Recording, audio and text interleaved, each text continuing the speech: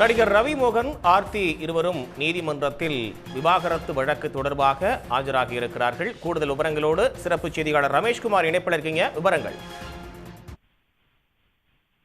கடந்த 2009ஆம் ஆண்டு நடிகர் ரவி மோகனும் ஆர்த்தியும் தமது காதலுக்கு திருமணம் செய்து கொண்டார்கள். இருவருக்கும் 2 மகன்கள் உள்ளனர். 15 ஆண்டு கால திருமண உறவுகள் இருவருக்கும் இடையே கருத்து வேறுபாடு ஏற்படுவதற்கான காரணமாக தான் இருவரும் தற்போது தனித்தனியா பிரிந்து வாழ்ந்து வருகிறார்கள். இந்நிலையில் தான் தனது மனைவி ஆர்த்தியுடனான திருமண வாழ்விலிருந்து விலகுவதாக ரவி அறிவித்தார். மனைவியிலிருந்து விவாகரத்து கேட்டு ஜெயம் ரவி சென்னை குடும்ப நல நீதிமன்றத்தில் மனு தாக்கல் செய்திருந்தால் அதுல தனது மனைவியிடமிருந்து விவாகரத்து வழங்க வேண்டும் என்றும் 2009ஆம் ஆண்டு பதிவு செய்த தங்கள் திருமண பதிவை ரத்து செய்ய வேண்டும் என்றும் கேட்டுக்கொண்டிருந்தார். இந்த வழக்கினுடைய வழக்குதான் சென்னை 3வது குடும்ப நல நீதிமன்றத்தில் நீதிபதி தேன்மொழி முன்பு விசாரணை நடைபெற்ற போது இருவருமே ஆஜராயிருந்தார்கள்.